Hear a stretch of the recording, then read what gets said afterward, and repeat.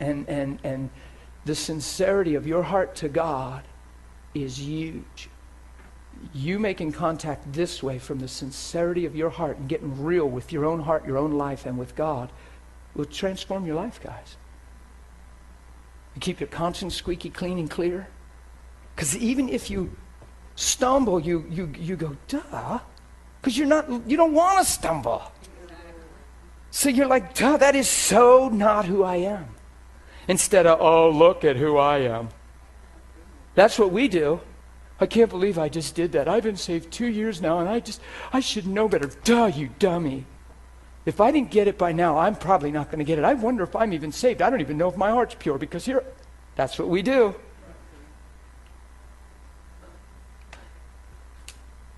The reason you're frustrated, the reason you're mad at yourself in the sense of being tempted to feel that way, is because you don't want to do that.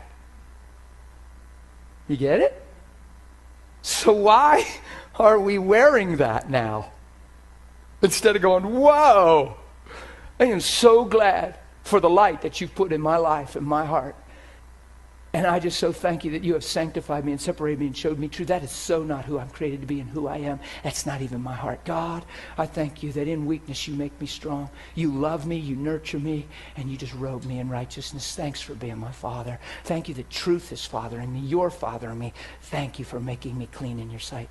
You say, Dan, you can't pray that way if you stumble. That's the only way scriptural you pray. Show me another way.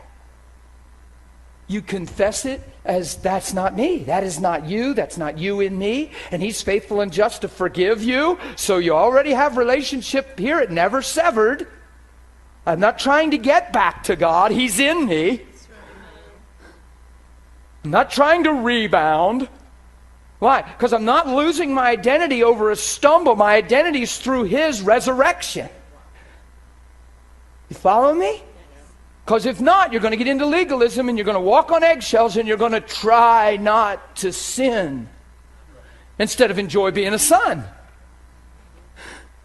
Do you know how many people are trying not to sin because their hearts are pure? But in the process of trying not to sin, they're very aware of every little mistake. And some of the purest people are the most condemned and the most critical on themselves.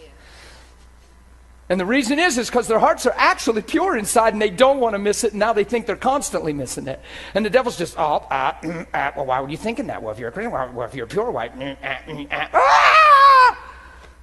That's what happens.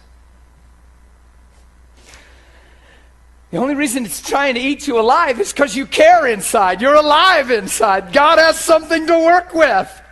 It's what Satan's threatened by. He's trying to kill that, quench that, cover that over, hide that, push it aside. Because the pure in heart are going to see God. You get it?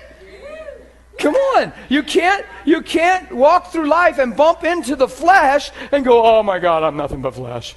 I'm a carnal Christian. No, you bumped into the flesh.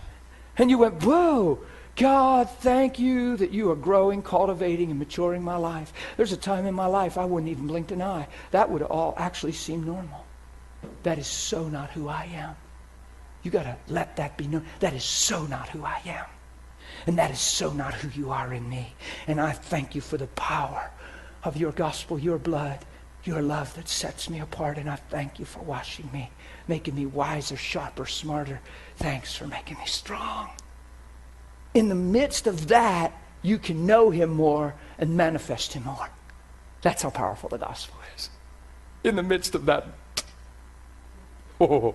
Why? Because you run to him and thank him for his goodness. And that's not an excuse for sin. That's cultivating you, maturing you, growing you up into him. Adam and Eve did what we do. Why are we doing what they did? Why are we running, losing our identity, half naked, ashamed, fig leaves, trying to cover? All that is a sign of is self-conscious. The whole fig leaf cover, the whole garden thing, they became self-conscious. Before the tree, they were God-conscious. God in them. Sin makes you self-conscious. He destroyed sin and its power. He made you free from it. That's the scriptures that I wanted to go to, but I